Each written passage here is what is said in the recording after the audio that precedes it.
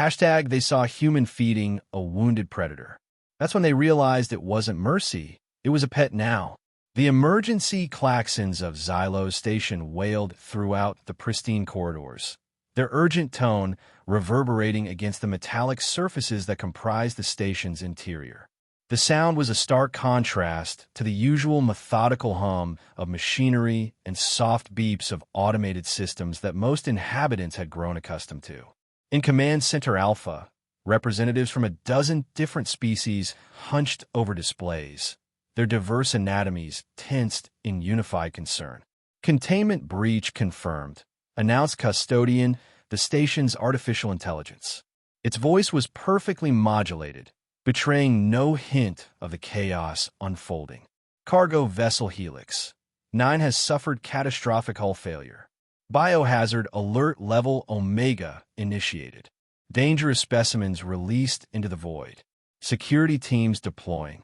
Station Director Vexorn, an imposing figure from the silicon-based Rizian species, leaned forward, multiple crystalline appendages tapping commands into the main console. Casualties on the transport? Minimal. Crew evacuated to emergency pods, Custodian replied. However, 14 containment units were breached. 13 specimens terminated by vacuum exposure. One specimen survived and is currently adrift approximately 2.7 kilometers from the station's southern docking array. Identity of surviving specimen. Vexorn's voice cracked slightly, a sign of extreme concern for Rizian. A holographic projection materialized in the center of the command room, displaying a wavering, semi-transparent entity. Its form was difficult to discern, a constantly shifting amalgamation of tendrils and wisps that seemed to phase in and out of visibility against the backdrop of space. Void Wraith, Custodian announced. Class Omega Predator. Semi-energy-based life form capable of partial molecular phasing. Extreme caution advised. Threat assessment. Terminate immediately. Across the room, Security Chief Krasike of the militaristic Vorn Confederacy was already mobilizing his team, his chitinous exoskeleton clicking as he issued rapid-fire commands into his communicator. All security vessels deploy with full disruptor arrays. Target coordinates locked. Authorization for lethal force granted. Few questioned this immediate escalation to deadly force. The Void Wraith was among the most feared predators in charted space. A creature that fed on both organic matter and energy itself, capable of passing through solid matter to reach its prey, and notorious for its relentless hunting behavior. Even wounded, a single wraith could devastate an entire habitat section before being contained. Wait, a voice called from the doorway. The specimen is severely injured. All eyes turned toward the human figure who had just entered. Dr. Eris Thorne hesitated, his eyes darting between the control panel and the mercenaries. You really don't want to do this. Open it now, the leader repeated, pressing his weapon against Thorne's temple. Or I'll find someone else who can, and you won't be around to see it. With obvious reluctance, Thorne entered his access code. The outer door slid open with a soft hiss, revealing an antechamber that served as an airlock between the main corridor and Whisper's habitat. Now the inner door, the mercenary commanded as they all moved into the antechamber. There are safety protocols, Thorne explained. The outer door must close completely before the inner one can open. The mercenary leader nodded to one of his companions, who sealed the outer door behind them. Once it locked into place, Thorne entered a second access code. As the inner door began to slide open, the human scientist spoke softly. Whisper, we have unfriendly visitors. The mercenaries tensed, weapons raised as they peered into the dimly lit enclosure beyond. At first glance, it appeared empty. Various pieces of specialized equipment and environmental features were visible, but no sign of the Void Wraith. Where is it? The leader demanded, shoving Thorne forward roughly. No games, human. Whisper doesn't like sudden movements or loud noises, Thorne advised, his tone remarkably calm given the circumstances. And it's particularly protective of its territory. And me, as if summoned by his words, the air in the chamber began to shimmer. The lighting systems flickered momentarily as energy patterns distorted around them. Containment breach, one of the mercenaries shouted in panic. It's loose. No, Thorn corrected, backing away from the increasingly agitated group. It was never contained in the way you think. The enclosure was always more about keeping others out than keeping Whisper in. Before the mercenaries could process this revelation, the air around them solidified into partially visible tendrils of energy. Weapons were wrenched from hands by invisible forces. Communication devices short-circuited in bursts of sparks. The lighting systems continued to fluctuate wildly, creating a disorienting strobe effect. In the chaos, Whisper finally materialized fully, its form larger and more defined than it had appeared during observation sessions, pulsing with intense energy patterns that cast eerie, shifting shadows throughout the chamber.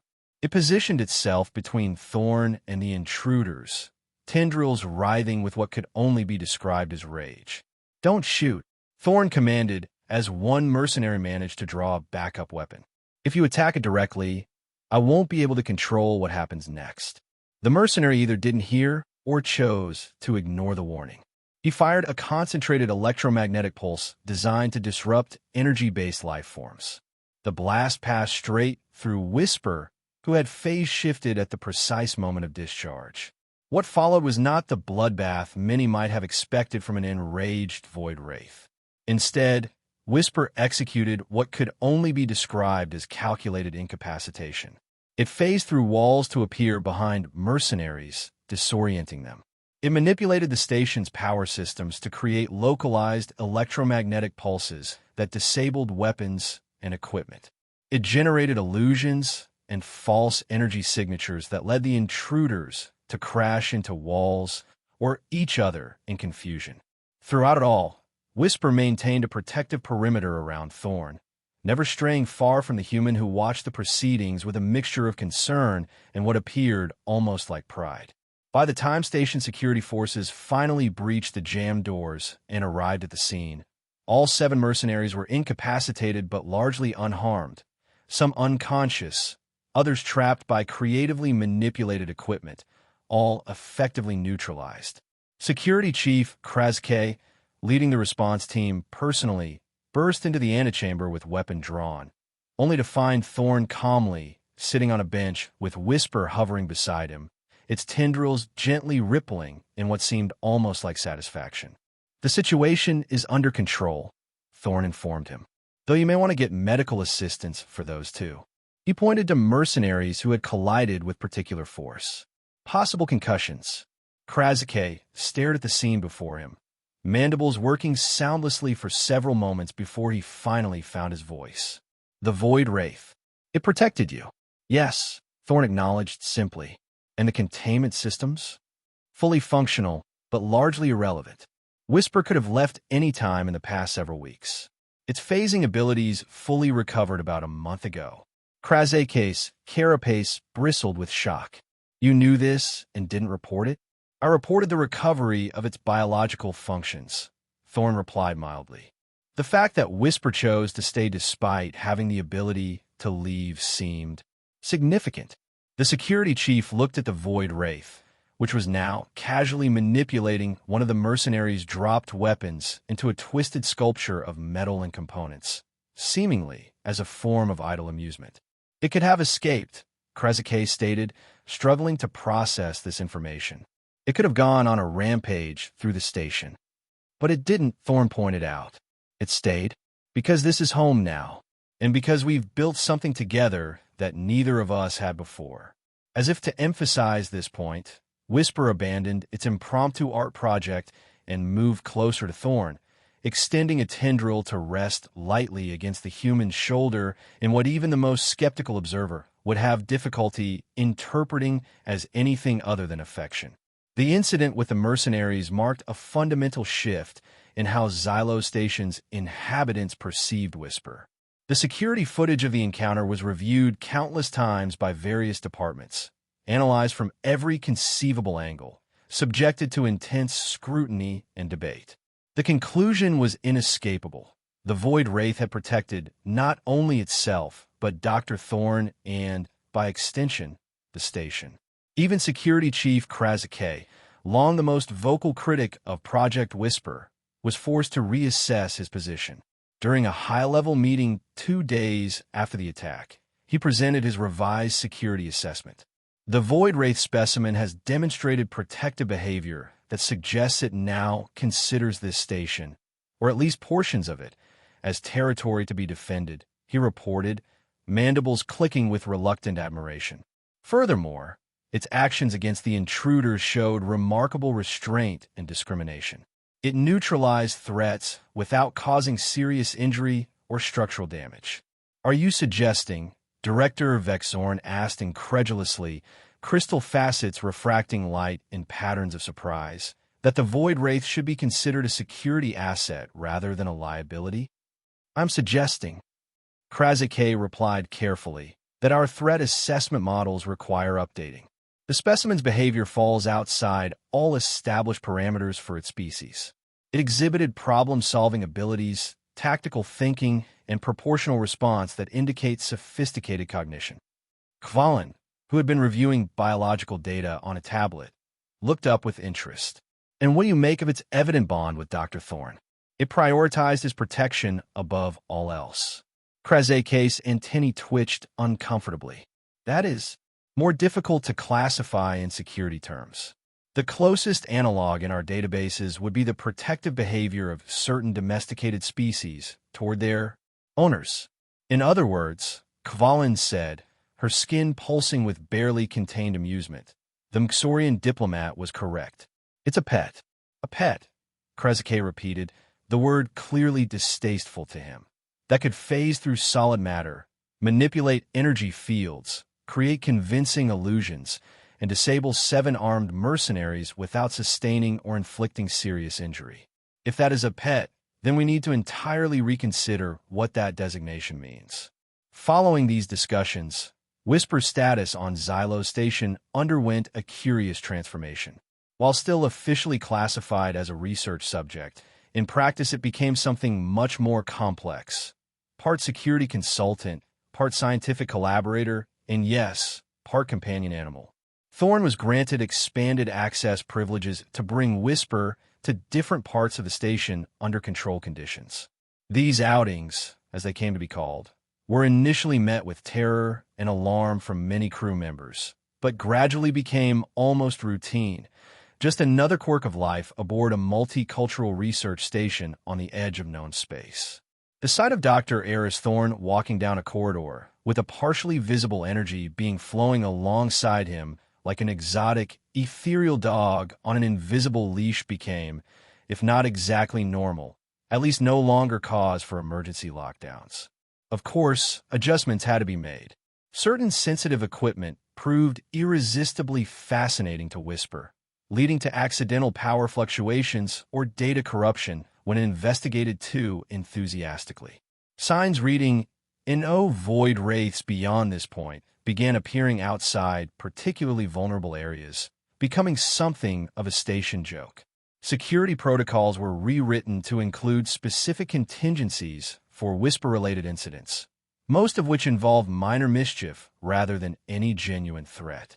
The engineering department developed special Whisper-proof casings for critical systems after several memorable failures. Through it all, Thorne continued his research, documenting every aspect of Whisper's biology, behavior, and apparent cognitive development. The data he collected revolutionized several fields, particularly xenobiology and energy physics. His papers, initially met with skepticism and even ridicule from the wider scientific community, gradually gained recognition as more evidence accumulated and other researchers visited Xylos to witness Whisper firsthand. Perhaps most significantly, Whisper itself continued to evolve and learn. Its communication with Thorne progressed from simple cues and responses to a complex system of energy patterns, gestures, and behaviors that resembled a primitive language. It began to demonstrate not just problem-solving abilities, but creativity, manipulating energy and matter in ways that served no obvious practical purpose, but created striking effects that many likened to art. Word of the domesticated void wraith spread throughout nearby sectors, turning Xylo Station from an obscure research outpost to something of a tourist destination. Diplomatic delegations, scientific teams, and simply the curious made detours to witness the phenomenon themselves. Most left with their fundamental assumptions about interspecies relationships thoroughly shaken. Some attempts were made to replicate Thorn's success with other dangerous species. Most ended in disaster, with would-be pet owners facing the natural consequences of approaching apex predators with insufficient understanding or protection. A few, however, showed promise, particularly among those who approached the process with the same patience, respect, and genuine care that Thorn had demonstrated. 6 months after Whisper's arrival on Xylo Station, a formal ceremony was held recognizing the Void Wraith contribution to station security during the mercenary incident. In a move that would have been unthinkable earlier, Director Vexorn personally presented a specially designed Medal of Commendation that was affixed to a modified containment field generator that Whisper had taken to wearing like a collar during its outings with Thorn.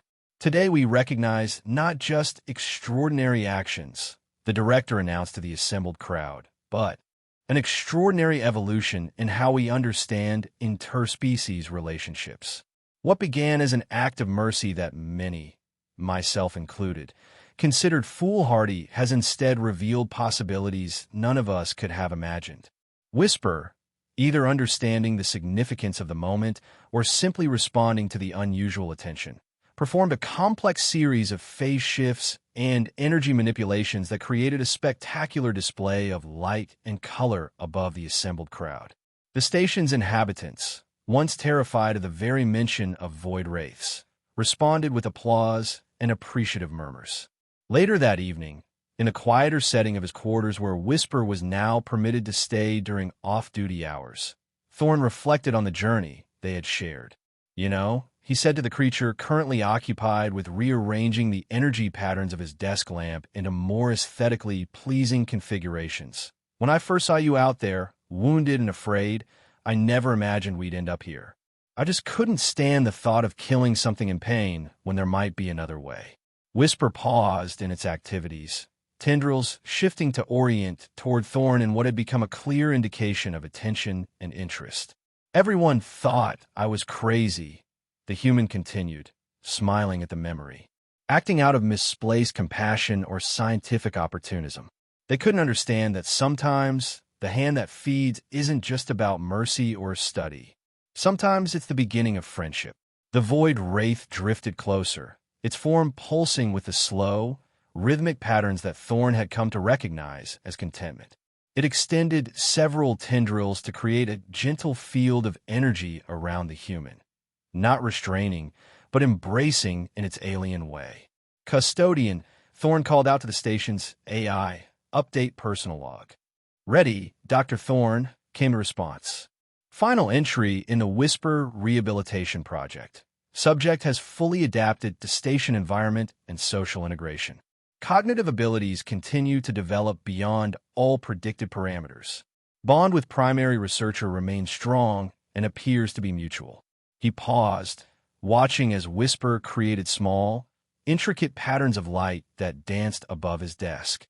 A behavior had developed recently, seemingly for no purpose other than his entertainment. Addendum, Thorn continued with a smile. It appears that even in the cold vastness of space, among species separated by billions of years of evolution and fundamentally different biologies, some constants remain. Companionship, trust, and yes, even affection can bridge gaps we once thought uncrossable. Whisper's form pulsed brightly in what Thorn had come to interpret as agreement or enthusiasm. Final recommendation.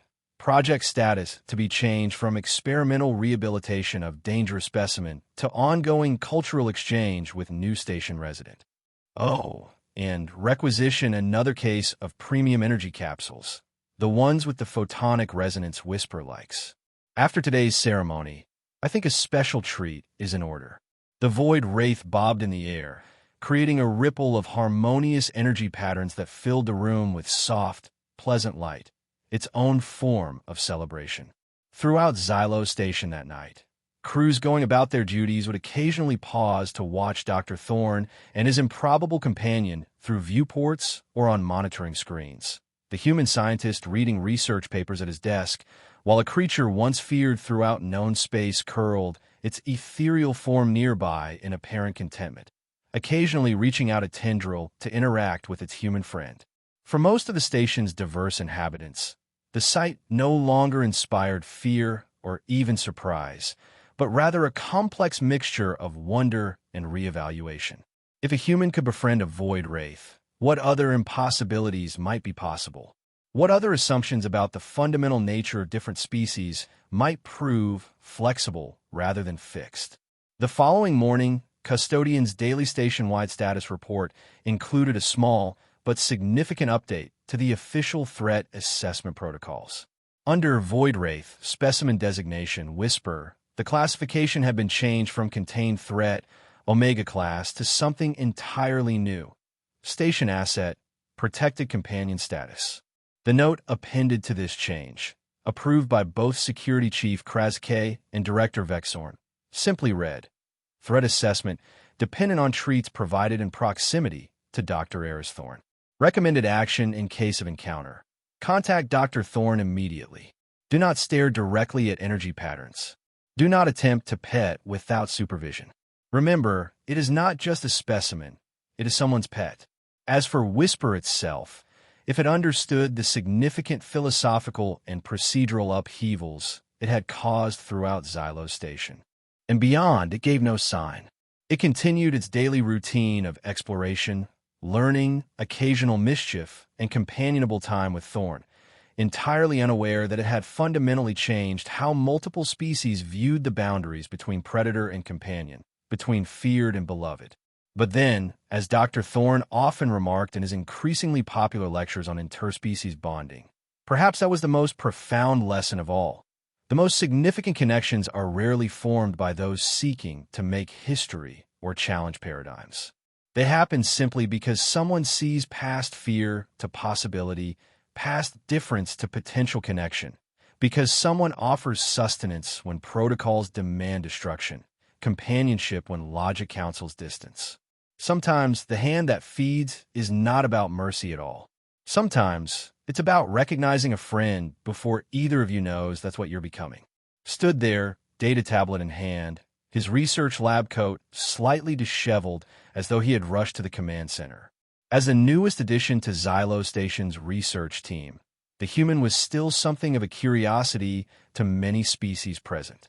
Humans were rare in this sector, their homeworld being distant and their expansion into interstellar society relatively recent. Irrelevant, Dr. Thorne, Security Chief Kraske replied dismissively. Injured predators are often the most dangerous. The protocol for Omega-class threats is unambiguous. Thorne approached the holographic display, studying the Void Wraith's movements with intense focus. Look at its energy signature. The fluctuation pattern is consistent with severe trauma to its central mass. It's in pain, disoriented. Its phasing ability is compromised. Notice the inconsistent materialization. Director Vexorn's crystalline features refracted light in a pattern that indicated skepticism. Your point, Dr. Thorne? Regardless of its condition, the creature poses an unacceptable risk to this station. My point, Thorne continued, fingers flying across his data tablet to project additional readings beside the main hologram, is that this is an unprecedented opportunity. No one has ever studied a living void wraith up close. The scientific value alone is not worth the risk to the 2,043 souls aboard this station. Kraske interrupted. Launch window for security vessels in 30 seconds. The human's expression hardened with determination. Then I'll need to move quickly. Before anyone could process his meaning, Thorne was already rushing from the command center. Custodian's voice followed him.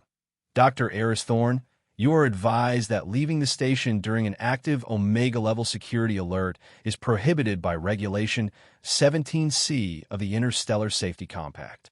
The human either didn't hear or chose to ignore the warning. What is he doing? Demanded Vexorn, turning to the nearest officer who happened to be Mila Kvalin, the Delphin head of xenobiology and Thorne's direct supervisor. Kvalin's bioluminescent skin pulsed with concern. I'm not certain, Director. Humans are known for their unpredictable responses, but this exceeds even their typical behavioral parameters. On the monitoring screens, a small personal shuttle detached from Docking Bay 3, its thrusters igniting against the velvet backdrop of space.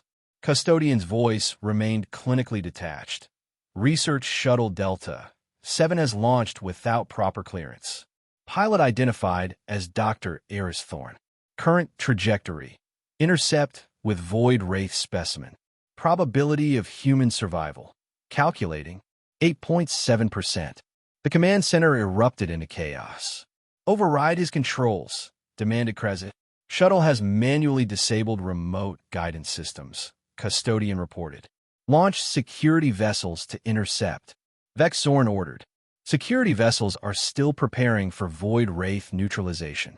Rerouting will delay response by approximately 47 seconds, came the reply. Kvalin moved closer to the main display, her elongated fingers hovering over the controls that zoomed in on Thorne's shuttle as it approached the wounded predator. What could possibly motivate such behavior? Even accounting for human emotional variability, this is extreme. Self-preservation is a constant across all sentient species.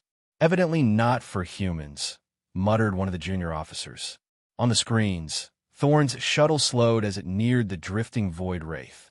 The creature's ethereal form pulsed weakly, tendrils of semi-visible energy lashing out at random intervals, defensive posturing from a wounded predator.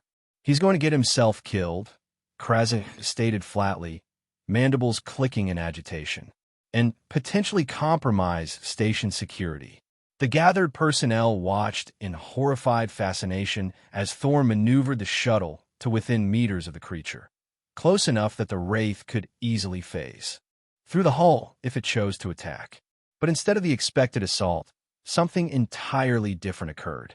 A small hatch opened on the side of the shuttle. Through it, a specialized manipulator arm extended, controlled from within.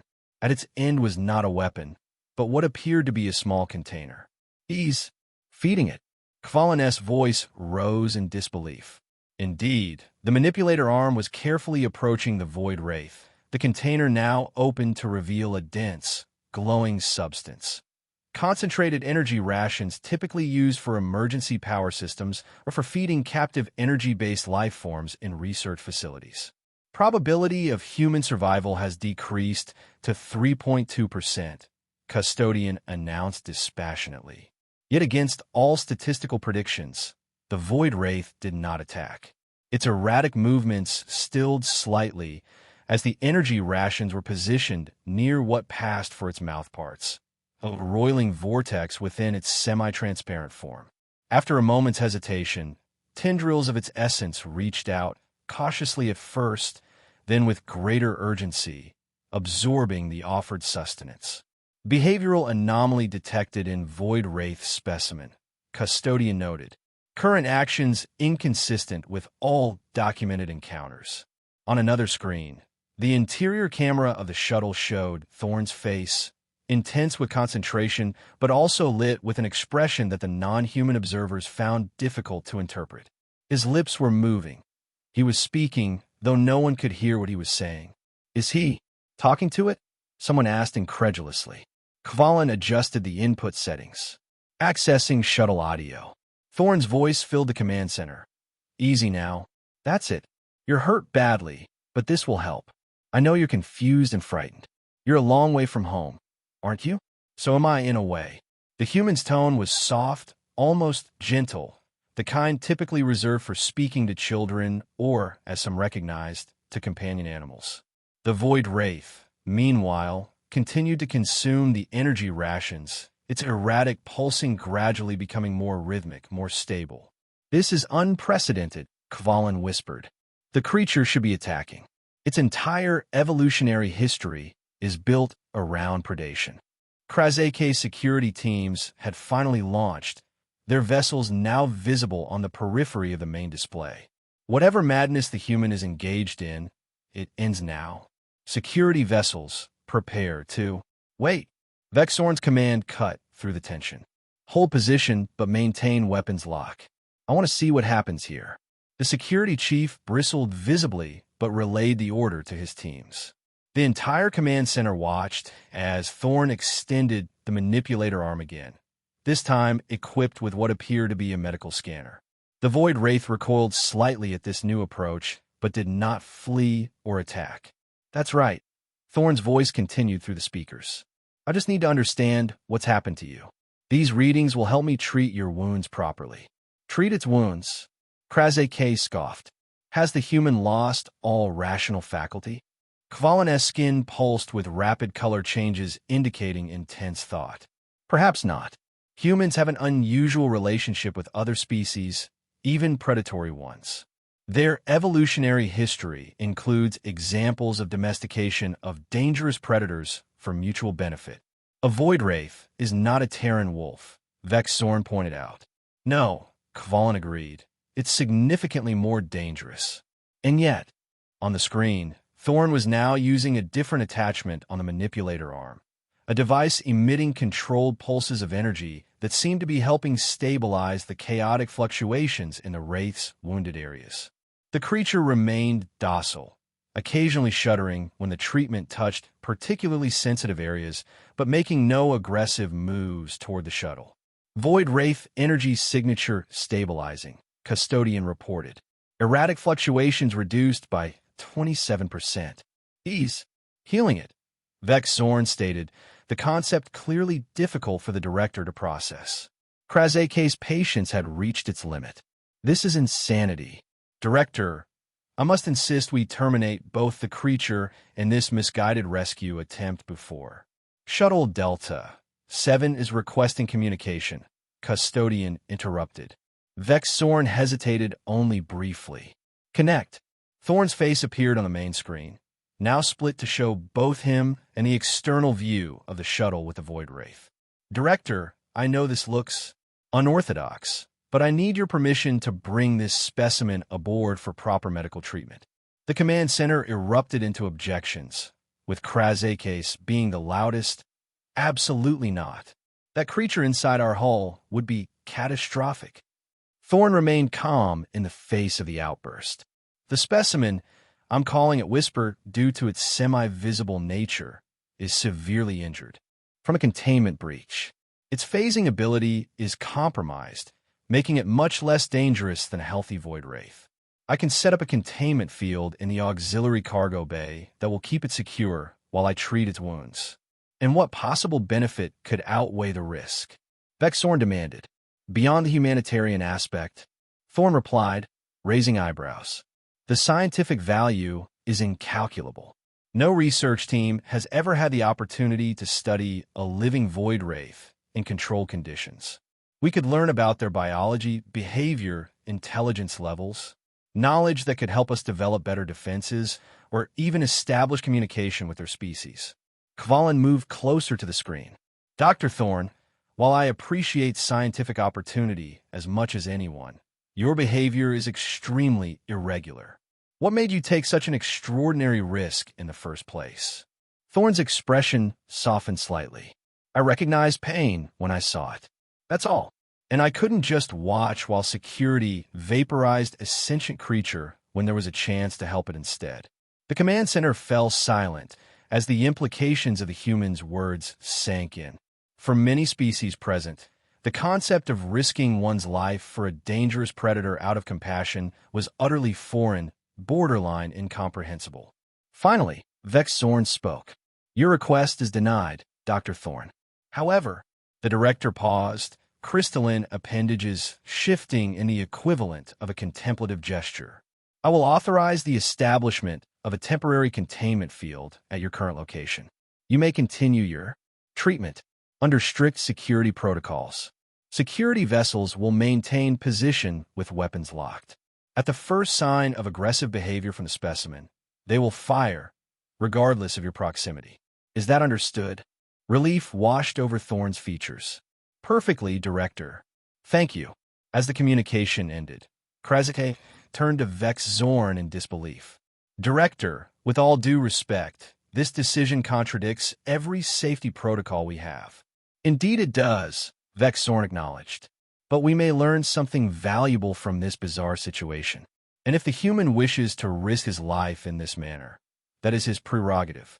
Probability calculations have been updated, Custodian announced.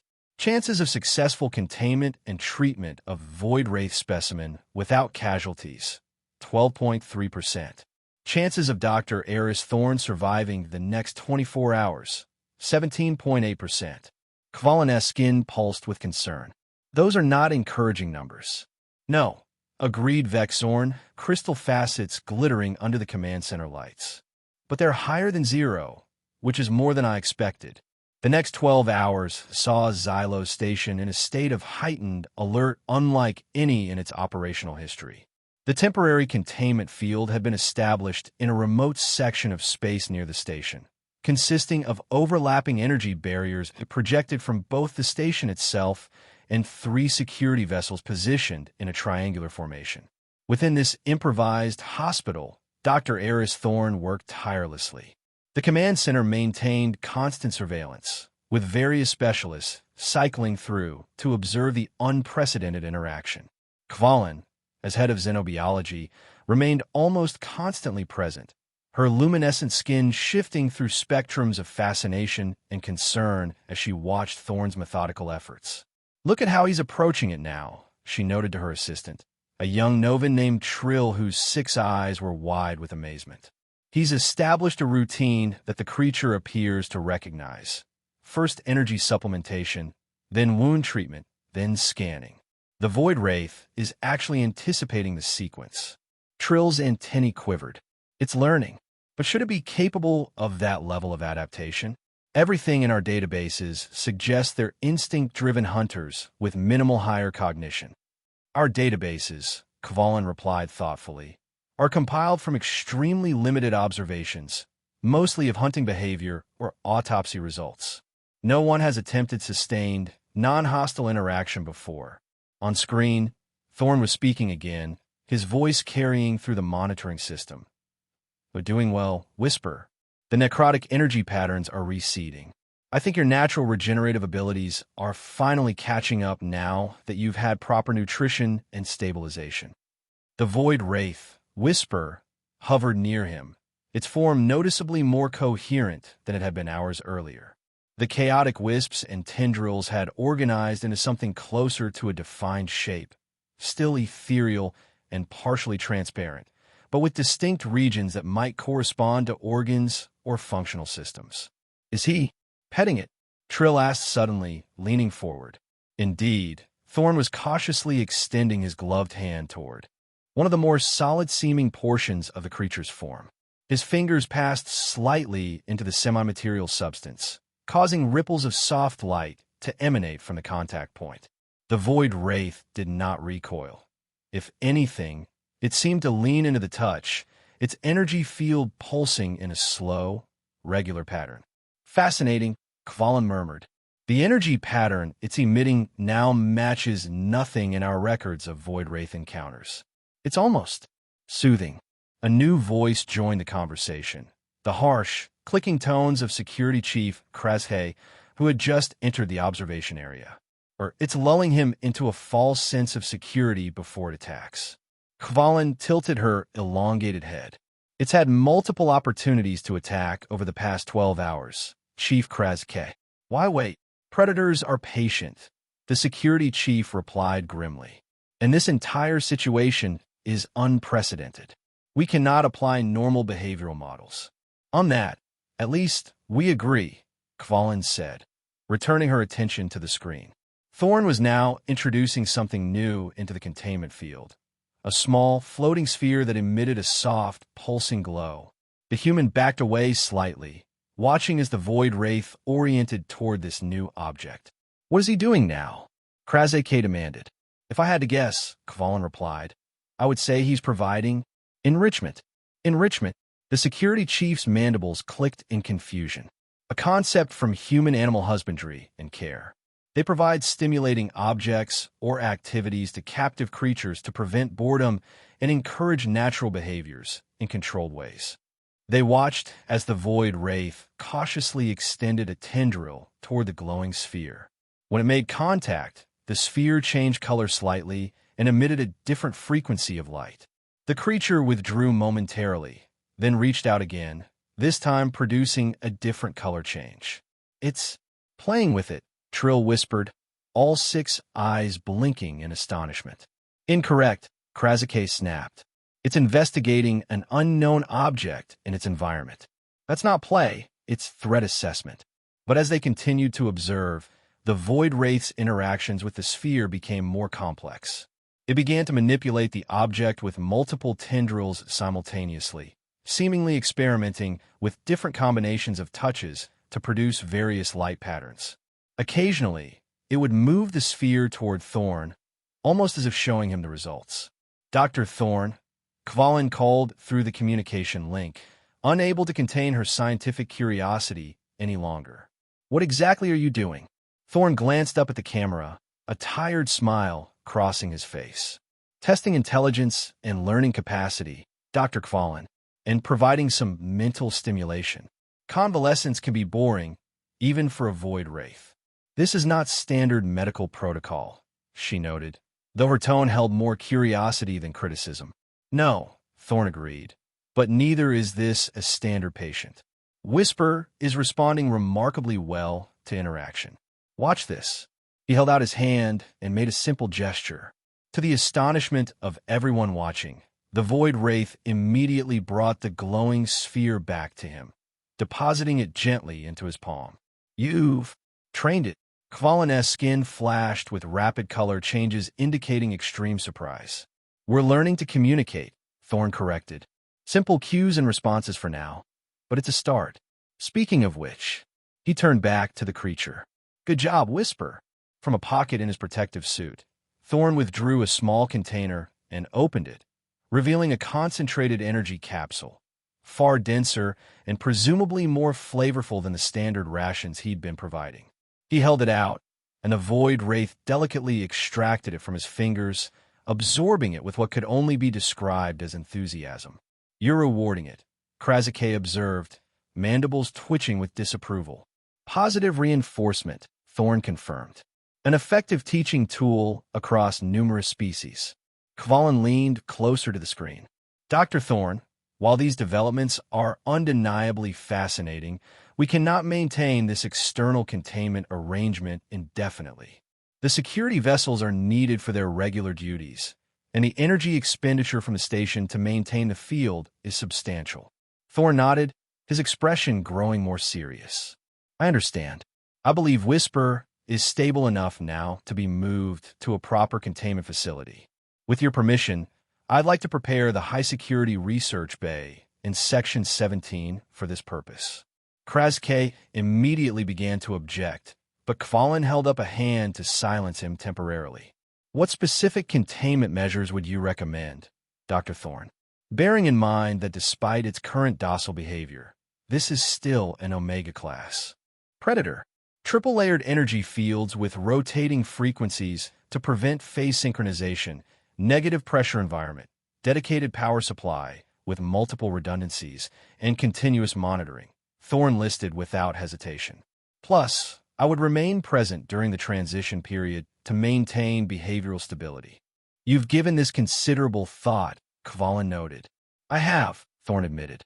"From the moment I recognized Whisper could be saved, I began planning for long-term care and study." Kvalin turned to Krasake. "Chief, would these security measures satisfy your concerns?" The security chief's carapace bristled. "Nothing short of termination would truly satisfy my concerns, Dr. Kvalin. But if Director Vexorn approves this madness, those precautions would be the minimum acceptable standard, plus armed guards at all times. I believe we can accommodate that requirement," Kvalin replied diplomatically. The matter was brought before Director Vexorn in an emergency council meeting that lasted well into the station's night cycle. Arguments flew back and forth with intensity rarely seen in the usually methodical administration of Xylo's station. The security department predicted disaster, the scientific divisions saw unprecedented opportunity, and the administrative staff worried about regulatory violations and potential diplomatic incidents. Throughout it all, Thorne continued his work in the external containment field, unaware of the heated debates his actions had sparked. Whisper's condition continued to improve, its energy patterns stabilizing and its form becoming more coherent with each passing hour. Finally, after much deliberation, Director Vexorn made a decision that would forever alter the future of Xylos Station. Prepare the secure research bay, as Dr. Thorne specified. The Void Wraith will be brought aboard under maximum security protocols. This situation has progressed too far to terminate now without significant scientific loss. Let us see where this unprecedented path leads us. 3 days later, after meticulous preparations and multiple safety drills, Operation Whisper, as the station crew had taken to calling it, commenced. The transfer of the Void Wraith from the external containment field to the specialized research bay was executed with military precision. Security teams lined the entire route, weapons at the ready. Technical staff monitored containment field integrity at every moment. Medical personnel stood by in case of emergencies. At the center of it all was Thorne, who had insisted on traveling in the same transport vessel as Whisper, separated only by a temporary containment field. His calm presence seemed to keep the creature docile throughout the transfer process. Energy fluctuations minimal, reported one of the monitoring technicians. The specimen appears to be, I don't know how else to describe it, calm. It trusts Dr. Thorne, Kvalin observed quietly, standing beside Director Vexorn in the control room, overseeing the operation. Trust is a complex cognitive function, the director replied skeptically. Are we certain this creature possesses such capacity? I'm certain of very little regarding this situation, Kvalin admitted. But the evidence before us suggests a relationship far more complex than predator and prey, or even captor and captive.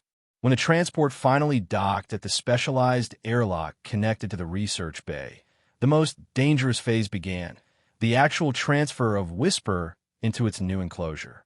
Security teams stood ready, fingers poised over triggers, as the airlock doors opened and Thorne guided the Void Wraith forward. For one heart-stopping moment, Whisper hesitated at the threshold, its form pulsing with what might have been anxiety. Everyone watching held their breath, weapons tracking its every movement. It's all right, Thorne said softly, stepping slightly ahead and extending his hand in a now-familiar gesture. This is home now. Come on. To the amazement of the assembled staff, the Void Wraith followed him into the research bay with no resistance. The massive doors seal behind them, multiple containment fields activated in sequence, and Operation Whisper was declared complete without a single incident. Probability calculations were inaccurate, Custodian noted in its characteristic emotionless tone. Adjusting parameters for future scenarios involving Dr. Eris Thorne and interspecies interactions. The following weeks saw the establishment of a new routine on Xylos Station. Dr. Thorne divided his time between his official research duties and what many now openly referred to as Whisper Care. The research bay had been transformed into a specialized habitat, with varying energy density zones, interactive elements that responded to the Void Wraith's touch, and monitoring systems that tracked every aspect of its biology and behavior. Security remained tight, but as days passed without incident, the presence of armed guards was gradually reduced from constant to regular patrols. Whisper showed no signs of aggression, even when Thorne was absent. Instead, the creature spent its time exploring its enclosure, interacting with the stimulation devices Thorne had designed, or simply resting in a state that xenobiologists theorized might be similar to sleep. The training sessions, however, drew the most attention.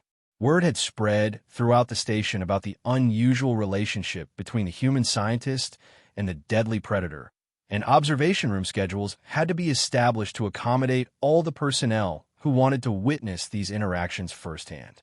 During one such session, nearly 2 months after Whisper's arrival, a delegation of Mxorian diplomats was touring the station as part of a potential trade agreement. Their guide, attempting to impress them with Xylos Station's cutting-edge research, made an unscheduled detour to the observation area overlooking Whisper's enclosure. And here we have one of our most remarkable ongoing studies, the guide announced proudly. The first successful containment and investigation of a living void wraith specimen. The Mxorians, a species known for their caution and risk aversion, tensed visibly.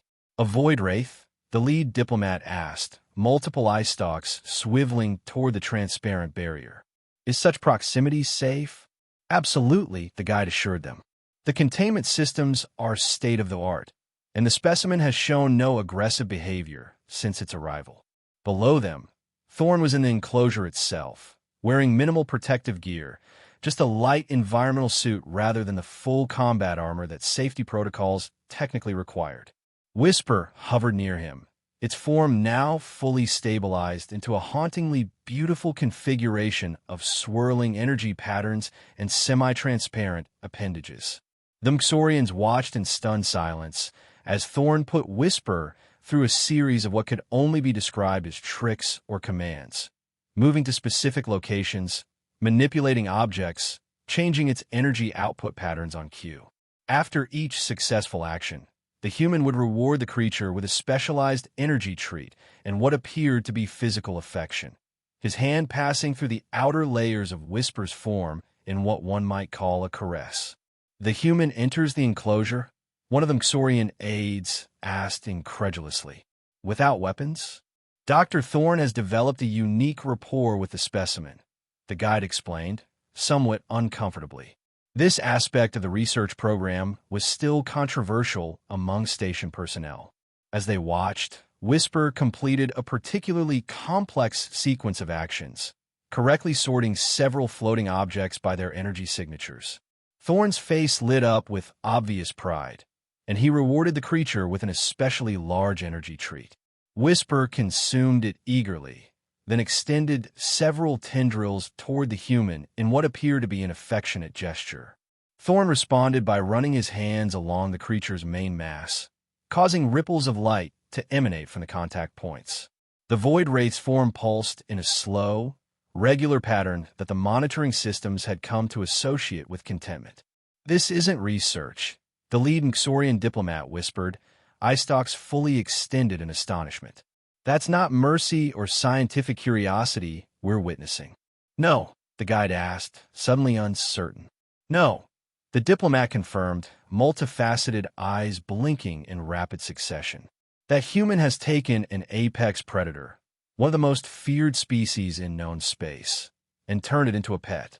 The word pet spread through Xylo Station like a viral contagion, impossible to contain once released into the environment. Within days, the nature of Thorn's relationship with Whisper had become the primary topic of conversation in every mess hall, recreation area, and research lab. For many species, the concept was utterly foreign. The idea of keeping a potentially dangerous creature for companionship rather than utility was baffling enough. That the creature in question was a void wraith elevated the situation from unusual to incomprehensible. Security Chief Krasike was particularly incensed. This entire situation has devolved from questionable science to utter madness, he declared during an emergency meeting with Director Vexorn. The human is treating an Omega-class threat like a domesticated companion animal. It makes a mockery of our security protocols. And yet, Vexorn pointed out, crystal appendages gesturing toward the latest report, there have been 0 security incidents. The Void Wraith remains contained. Its behavior continues to be non-aggressive. By objective measures, the situation is stable. For now, Krasike insisted. But what happens when the creature's instincts eventually resurface?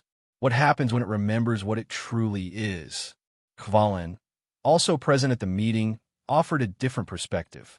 Perhaps what we're seeing is what it truly is when not driven by hunger or threat. Our understanding of void wraith psychology has been extremely limited until now. This isn't psychology, Krasike clicked dismissively. This is the human imprinting his own emotional patterns onto a predator, anthropomorphizing a killing machine. Perhaps, Kvalin acknowledged, but the results speak for themselves, and the scientific data we're gathering is unprecedented. Indeed, Thorne's research was producing remarkable insights. His detailed observations of Whisper's biology had already led to several breakthroughs, including a better understanding of how void wraiths manipulated energy fields to achieve their partial phasing abilities. This knowledge alone had potential applications in shield technology, medical science, and numerous other fields. Even more significant were the cognitive assessments. Whisper demonstrated problem-solving abilities far beyond what had been theorized for its species, as well as clear capacity for memory, learning, and even what some researchers cautiously termed emotional responses. The controversy might have continued indefinitely, with the station divided between those who saw Whisper as a fascinating research subject and those who considered it a ticking temporal bomb.